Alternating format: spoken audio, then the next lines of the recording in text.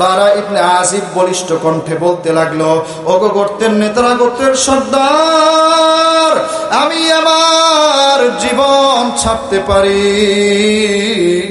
আমি আমার বাবা মা ছাড়তে পারি, আমি আমার পরিবার পরিজন ছাড়তে পারি, আমি আমার বংশ পরিক্রমা সব বাদ দিয়ে দিতে পারি, আমি আমার সম্পদ সব কিছু বাদ দিতে পারি, কিন্তু আমি নবী মুহাম্মদকে ছাড়তে পারবো না। জোরে বলি সুবহানাল্লাহ। আমি নবী মুহাম্মদের ধর্মকে বাদ দিতে পারবো না, আমি নবী মুহাম্মদের উপর যে ঈমান এনেছে এই ঈমানকে আমি বাদ দিতে পারবো না।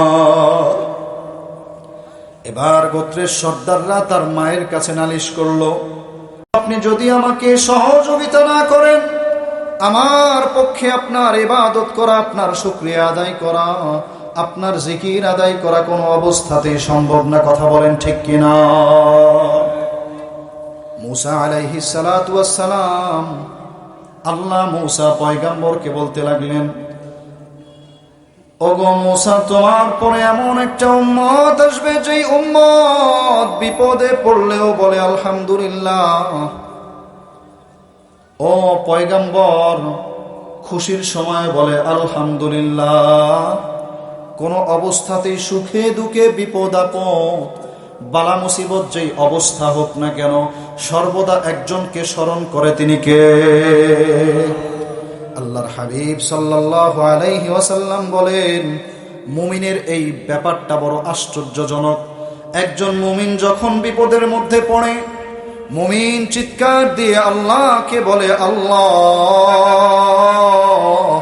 আল্লাহ আমি তোমাকে ভালোবাসি, আল্লাহ আলহামদুলিল্লাহ। আবার মুমিন যখন কোনো নেয়ামত পায় তখন বলে আলহামদুলিল্লাহ। বিপদে পড়বার কারণে আল্লাহর শুকরিয়া আদায় করার কারণে আল্লাহ তার বিপদকে দূর করে দেন। আবার যখন নেয়ামত পায়, ওই নেয়ামত আদায় করার পরে যখন বলে আলহামদুলিল্লাহ, রব্বুল আলামিন তার নেয়ামতকে বাড়ায় দেয়। জোরে বলি সুবহানাল্লাহ। মুহতারাম হাজিরিন, সূরাতুল জুমার ৮ নম্বর আয়াতে কারিমা তেলাওয়াত করেছি। রব্বুল আলামিন যদি আমাকে তৌফিক দান করেন, আল্লাহর শুকরিয়া আদায় করে, আল্লাহ যদি তৌফিক দান করেন, অল্প সময়ের ভেতরে আয়াতের তাফসীর করব ইনশাআল্লাহ।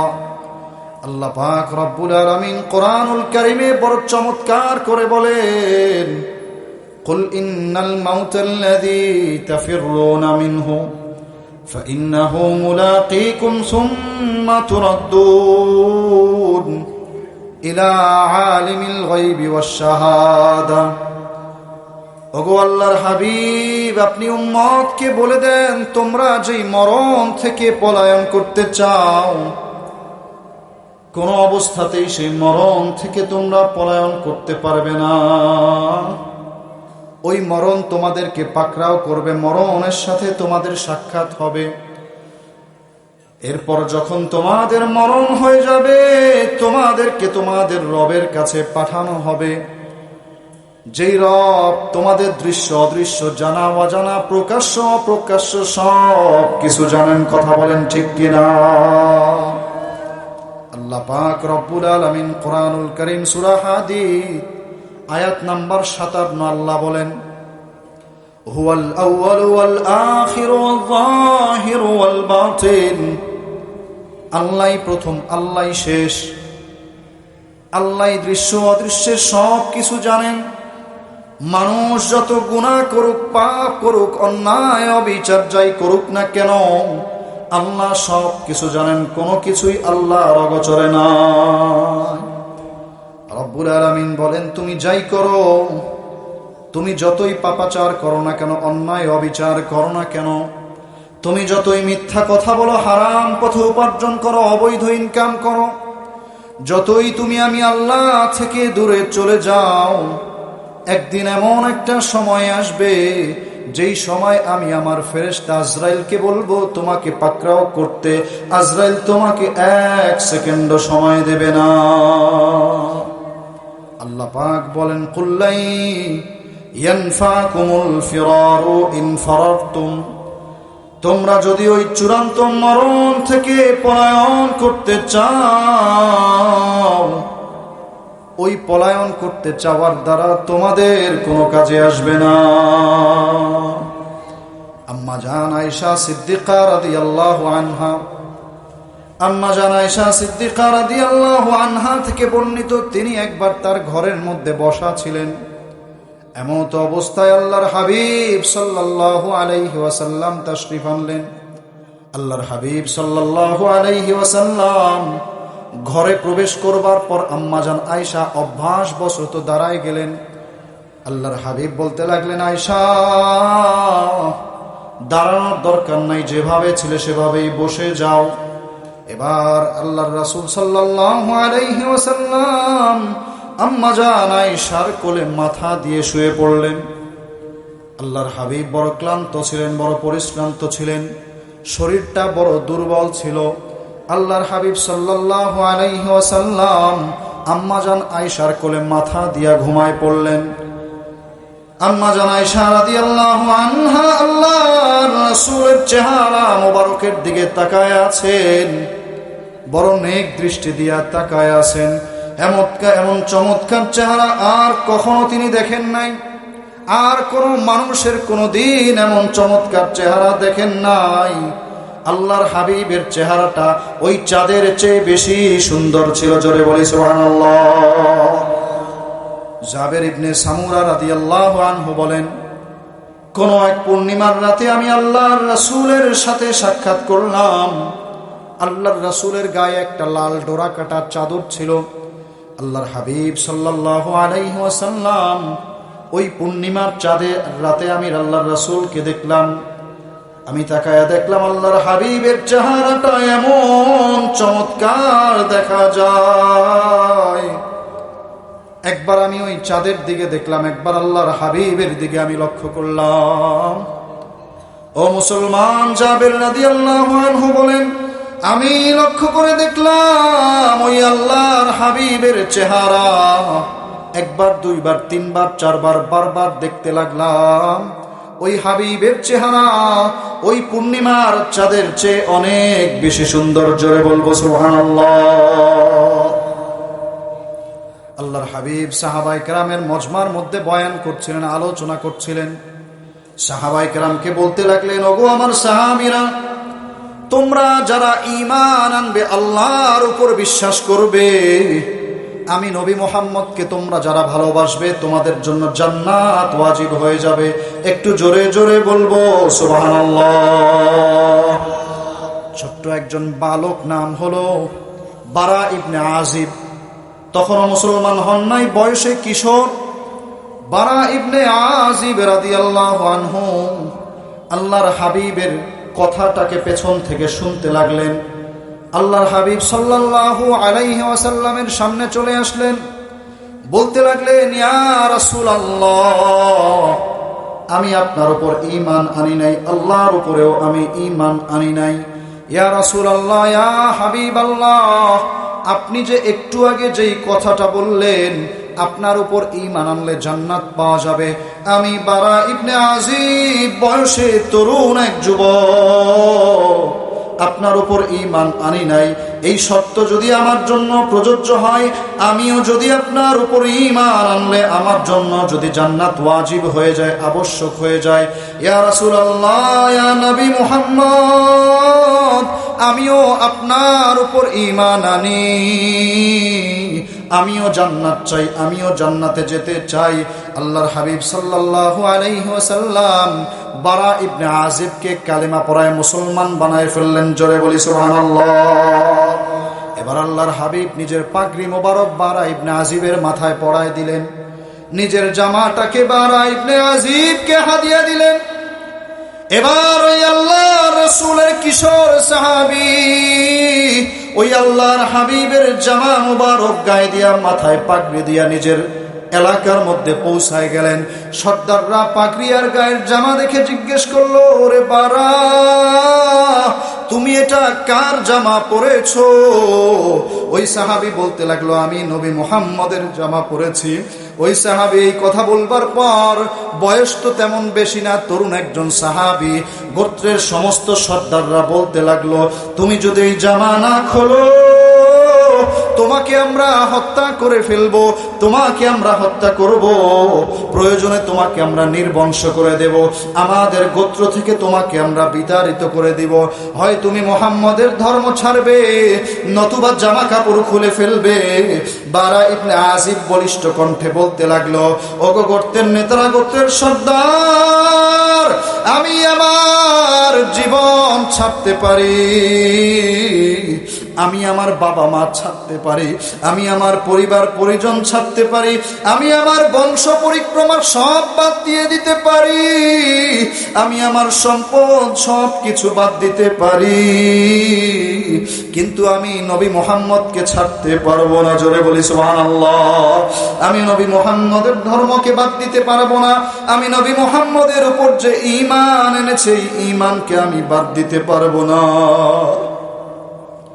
এবার গোত্রের সর্দাররা তার মায়ের কাছে নালিশ করলো, মাকে বলতে লাগলো, তোমার ছেলে নবী মুহাম্মদের উপর ঈমান এনেছে, তোমার ছেলে যদি নবী মুহাম্মদের উপর ঈমান না ছাড়ে, যেই মুহাম্মদ আমাদের লাত উজ্জাকে গালি দেয়, লাত উজ্জা মানাতকে গালি দেয়, আমাদের মূর্তিকে নানান রকম কটূক্তিমূলক কথা বলে, যেই মুহাম্মদের কাছে গেলে ভাইয়ে ভাইয়ের সম্পর্ক নষ্ট হয়, যেই মুহাম্মদের কাছে গেলে পিতা পুত্রের সম্পর্ক নষ্ট হয়, তোমার ছেলে সেই মুহাম্মদের ধর্ম গ্রহণ করেছে, তোমার ছেলে বিধর্মী হয়ে গেছে, তোমার ছেলে কিছুদিন পর মূর্তির বিরুদ্ধাচরণ করবে, তোমার ছেলেকে যদি এই ধর্ম থেকে না সরাও, তোমাকে আমি বিচার দিলাম, তুমি মা, তোমার উপর ছেড়ে দিলাম, তুমি যদি তোমার সন্তানকে ভালো করতে না পারো, তাহলে তোমার সন্তানকে আমরা প্রয়োজনে হত্যা করে ফেলবো। জোরে বলবো নাউজুবিল্লাহ।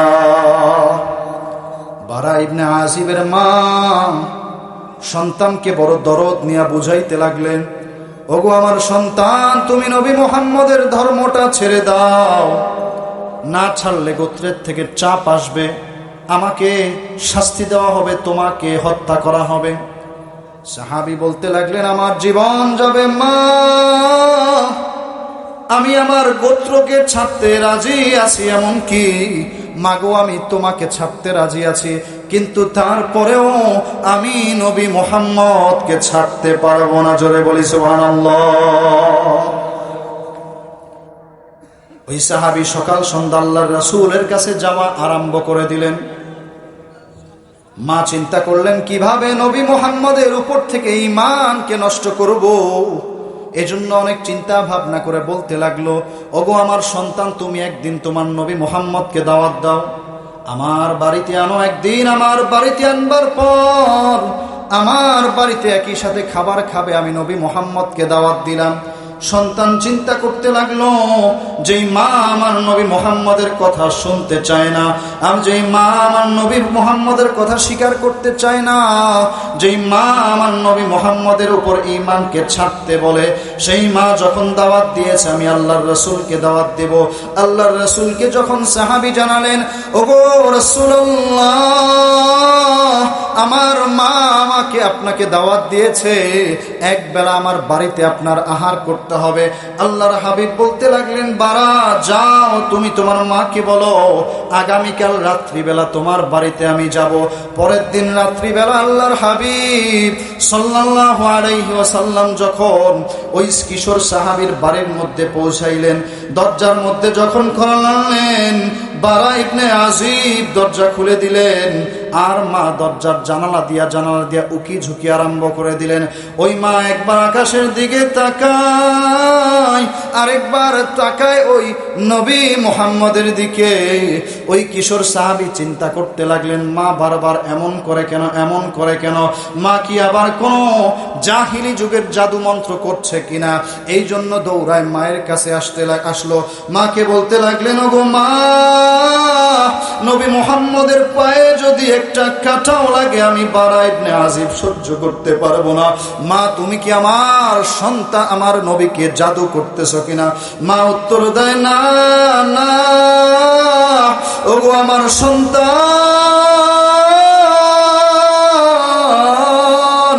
আমি তোমার নবীকে জাদু করি না, বরং আমি ওই আসমানের দিকে একবার তাকায় দেখলাম, আসমানের চাঁদের দিকে একবার তাকাইলাম, আরেকবার দেখলাম নবী মুহাম্মদের দিকে। আমি বারবার তাকায় দেখতে লাগলাম, ওই চাঁদের চেয়ে নবী মুহাম্মদের চেহারাটা বেশি সুন্দর। জোরে বলবো সুবহানাল্লাহ। এবার ওই মা বলতে লাগলেন, ওগো আমার সন্তান, এই নবী কখনো মিথ্যা কথা বলতে পারে না। তুমি যার উপর ঈমান এনেছো, এই নবী হলেন সত্য নবী, এই নবী কখনো মিথ্যা বলতে পারে না।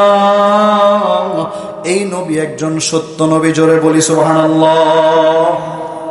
আল্লাহর রাসূল সাল্লাল্লাহু আলাইহি ওয়াসাল্লাম যেখানে ছিলাম, আম্মাজান আয়েশা রাদিয়াল্লাহু আনহার কোলের মধ্যে মাথা দিয়ে শুয়েছিলেন। আম্মাজান আয়েশা রাদিয়াল্লাহু আনহা রাসূলের চেহারা মোবারকের দিকে তাকায় আছেন। আম্মাজান আয়েশা সিদ্দিকা রাদিয়াল্লাহু আনহা তাকায় দেখলেন রাসূলের নুরানি চেহারা। যেই সুন্দর চেহারা দুনিয়ার আর কাউকে আল্লাহ দান করেন নাই। আম্মাজান আয়েশা বলেন, ইউসুফ নবীকে দেখার পর সমস্ত নারীরা নিজের হাতটাকে কেটে ফেলেছিল, আর আমার নবীকে যদি ওই নারীরা একবার দেখতো, তাহলে ওই নারীরা নিজেদের কলিজা পর্যন্ত কেটে ফেলতো। জোরে বলি সুবহানাল্লাহ। আম্মাজান আয়েশা রাসূলের চেহারার দিকে তাকায় আছেন। আল্লাহর হাবিব তখন কোলে মাথা দিয়ে ঘুমায় আছেন। চেহারার দিকে তাকায় দেখে আল্লাহর হাবিবের দাড়ি মোবারক সাদা হতে আরম্ভ করেছে। আল্লাহর হাবিবের দাড়িগুলো আম্মাজান আয়েশা গুনতে আরম্ভ করলেন। একটা একটা করে গুনে দেখে প্রায় 19টা দাড়ি পেকে গিয়েছে, সাদা হয়ে গিয়েছে। এইটা দেখবার পর আম্মাজান আয়েশা সিদ্দিকা রাদিয়াল্লাহু আনহা চোখের পানি ছেড়ে দিয়ে ক্রন্দন আরম্ভ করে ফেললেন। আম্মাজান আয়েশা চিন্তা করতে লাগলেন, ওগো আল্লাহর রাসূল, দুনিয়ার বুকের নিজাম হলো যার দাড়িগুলো সাদা হবে, যার শরীরটা দুর্বল হবে, যার চামড়া ঘুষায় যাবে, তার মৃত্যু নিকটবর্তী। তাহলে মুমিনদেরকে সাহাবায়ে কেরামকে রেখে, আমি আয়েশাকে রেখে আল্লাহর রাসূল তো ইন্তেকালের পথে এগিয়ে যাচ্ছে। আম্মাজান আয়েশা সিদ্দিকা রাদিয়াল্লাহু আনহা চোখের পানি ছেড়ে কাঁদছেন। আম্মাজান আয়েশা রাদিয়াল্লাহু আনহা চিন্তা বড় সঠিক। তিনি যে চিন্তা করেছেন, চিন্তায় কোনো ভুল নাই। কারণ আল্লাহর হাবিব যখন পৃথিবী থেকে বিদায় নেয়, সাহাবায়ে কেরাম এমন পাগল, এমন বেচাইন হয়ে গেলেন, সাহাবায়ে কেরামের কোনো হিতাহিত জ্ঞান নাই। সাহাবায়ে কেরাম সবাই পাগল হয়ে গেলেন। একদল সাহাবী মসজিদের নববীর মধ্যে গড়াগড়ি আরম্ভ করে দিলেন। সাহাবায়ে কেরাম কেউ বিশ্বাস করতে চায় না আল্লাহর হাবিব দুনিয়ায় নাই। একজন সাহাবী ওমরে ফারুক তরবারি হাতে নিয়ে বলতে লাগলেন, যে বলবে নবী মুহাম্মদ দুনিয়ায় নাই, আমি তার গর্দানটাকে উড়ায় দেব, আমি তার মাথাটাকে গর্দান থেকে আলাদা করে দিব। নবী মুহাম্মদ এই দুনিয়া থেকে যেতে পারে না। একজন সাহাবী আল্লাহকে বললেন নবীর ইন্তেকালের কথা শুনবার পর, ওগো আল্লাহ, যেই চোখ আপনি আমাকে দান করেছেন, এই চোখ দিয়ে আমি আসমান দেখব, জমিন দেখব, আমি গ্রহ নক্ষত্র দেখব, তারকারাজি দেখব। আল্লাহ, আমি আমার স্ত্রী সন্তানকে দেখব। ওই চোখ আমার দরকার নাই। যেই চোখ দিয়ে আমি নবী মুহাম্মদকে দেখতে পারবো না, সেই চোখের আমার দরকার নাই গো আল্লাহ। ও গো আল্লাহ, ওগো আল্লাহ, তুমি আমার চোখটাকে ধ্বংস করে দাও, আমার দৃষ্টি শক্তিকে নষ্ট করে দাও। আল্লাহ সাহাবীর দোয়াকে কবুল করলেন। আল্লাহর রাসূলের ইন্তেকালের পর আল্লাহর হাবিব সাল্লাল্লাহু আলাইহি ওয়াসাল্লামের বিরহ বেদনা কেউ সহ্য করতে পারে নাই। আল্লাহ দোয়াকে কবুল করে ওই সাহাবীর চোখটাকে অন্ধ করে দিলেন। জোরে বলি আল্লাহু আকবার। হযরত বিলাল বলতে লাগলেন, যেই মদিনায় নবী নাই, যেই মদিনায় নবী নাই, সেই মদিনায় আমি বেলাল আজান দিতে পারবো না। বেলাল দু একবার আজান দিলেন। যখন নবীর নামটা বলেন আজানের মধ্যে, ডানে তাকায়, যদি দেখে নবী নাই, বেলালের পক্ষে সহ্য করা সম্ভব না। বেলাল মদিনায় থাকলেন না। বেলাল বললেন, আমি এই মদিনায় থাকা আমার পক্ষে সম্ভব না, এই মদিনায় নবী নাই, সুতরাং আমি থাকবো না, আমি চলে যাব। বেলাল রাদিয়াল্লাহু আনহু আজান দেওয়া বাদ দিয়ে চলে গেলেন। সাহাবায়ে কেরামের এমন এক বেচাইন অবস্থা, কারো জেহেনে কোনো হুঁশ নাই, কারো সঠিক কোনো অবস্থা নাই, সবাই ক্রন্দন আরম্ভ করে দিলেন। কারণ সাহাবায়ে কেরাম নিজেদের জীবন, বাবা মা, সন্তান, পরিবার পরিজন সবার চাইতে ওই নবী মুহাম্মদ সাল্লাল্লাহু আলাইহি ওয়াসাল্লামকে বেশি ভালোবাসতেন। জোরে বলি সুবহানাল্লাহ। এবার আম্মা জান আয়েশা রাদিয়াল্লাহু আনহা নবীজির চেহারার মধ্যে তাকায় রইলেন। গনতে গনতে 19টা দাড়ি পাকা পাইলেন। চোখের গরম পানিগুলো যখন টপ টপ করে আল্লাহর হাবিবের চেহারা মোবারকে পড়তে লাগলো, আল্লাহর হাবিব হঠাৎ করে ঘুম ভেঙে গেল, জাগ্রত হয়ে গেলেন। আল্লাহর হাবিব জিজ্ঞেস করতে লাগলেন, আয়েশা, তোমাকে কি কোনো সাপে কেটেছে কিনা, কোনো পোকামাকড় দংশন করেছে কিনা? আয়েশা রে, কেন তুমি এইভাবে ক্রন্দন করো, হঠাৎ কি হয়েছে? আয়েশা রাদিয়াল্লাহু আনহা মনের আবেগটাকে চেক দিতে পারলেন না। আম্মা জান আয়েশা বলতে লাগলেন, ইয়া রাসূলুল্লাহ, আপনার পাকা দাড়ি দেখে আমার বড় কষ্ট লাগলো, আপনি যদি বিদায় নেন আমরা কিভাবে দুনিয়ায় থাকবো? ইয়া রাসূলুল্লাহ, আপনার বিদায়ের চিন্তায় আমি চোখের পানি ছেড়ে দিয়েছি। ইয়া রাসূলুল্লাহ, আপনার বিরহ বেদনা আমার সহ্য হবে না।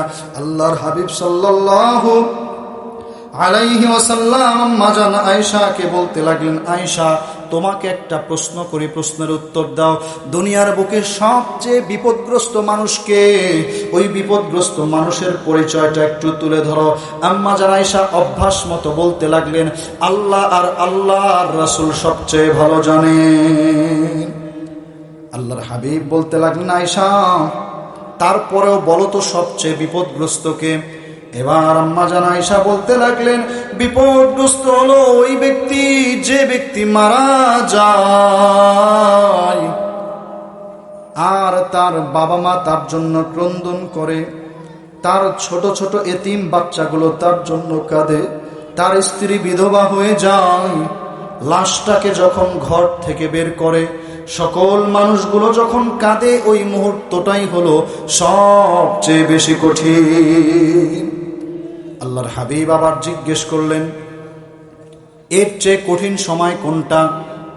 এবার আম্মা জান আয়েশা রাদিয়াল্লাহু আনহা বলতে লাগলেন, ইয়া রাসূলুল্লাহ,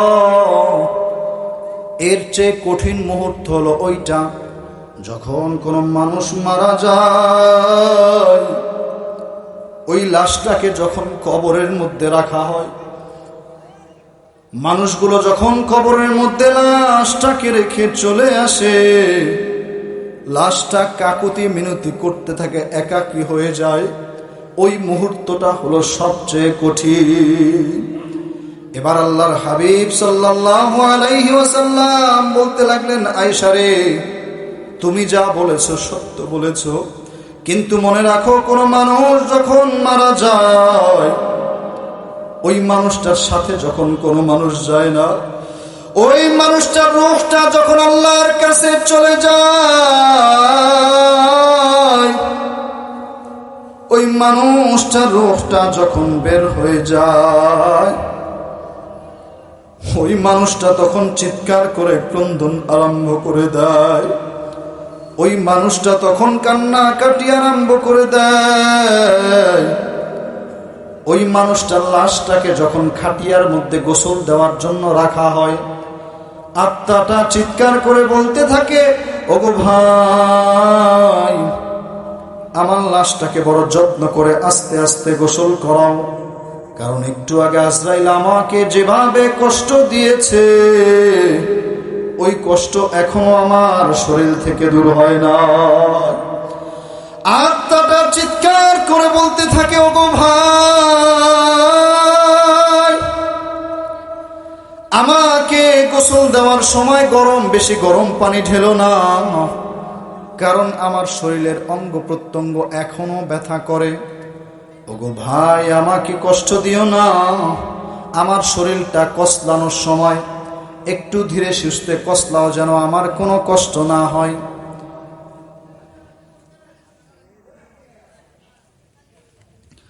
এবার মুসলমান, ওই লোকটা যখন মারা যায়, খাটিয়ায় করে লাশটাকে যখন নিয়ে যাওয়া হয়, লোকটা চিৎকার করে বলে, আমার আত্মা, আমার দেহটাকে আর কিছু সময় ঘরের মধ্যে রাখো। আমি আমার সন্তানাদি, পরিবার পরিজন, আত্মীয় স্বজন, বন্ধু বান্ধব, পাড়া প্রতিবেশী যারা আছে তাদেরকে শেষবারের মতো একটু দেখতে চাই। আমি আমার দুই হাত দিয়ে যেই সম্পদগুলো কামাই করলাম, যেই উপার্জন করেছি, উপার্জন করতে গিয়ে নামাজ পড়ি নাই, আল্লাহর হুকুম মানি নাই। ও ভাই, সেই সম্পদগুলো আমাকে একটু দেখতে দাও, অল্প সময়ের জন্য দেখতে দাও। আজকের পরে তো আমার স্ত্রীটা বিধবা হয়ে গেল, আমার বাবা মা তার সন্তানকে হারায় ফেলল, আমার সন্তান দুইজন এতিম হয়ে গেল। আজকের পরে তো আর তাকে আমার দেখার সুযোগ নাই। ও ভাই, আমার সম্পদগুলো কোনো কাজে আসলো না, আমার সম্পদগুলো কোনো কাজে আসলো না, এগুলো আমার সাথে গেল না। এজন্য আর কিছু সময় রাখো, আমি আমার ওই মায়ার সম্পদ, ভালোবাসার সম্পদগুলো একটু দেখতে চাই, আমার সন্তানের সাথে শেষবারের মতো মোলাকাত করতে চাই। ও ভাই, ও দুনিয়াদার মানুষ, জীবিত মানুষজন, তোমাদেরকে একটা রিকোয়েস্ট করি, আমি এখন মৃত, আমি আমার জীবনটা ব্যয় করে যেই সম্পদ উপার্জন করেছি, সমস্ত সম্পদগুলো আমার বৃথা গেল। তোমরা এই সম্পদের পেছনে ছোড়ো না, তোমরা এই সম্পদগুলো উপার্জন করো না। যা উপার্জন করছো মরণের আগে সব তোমরা আল্লাহর রাস্তায় দান করে দাও।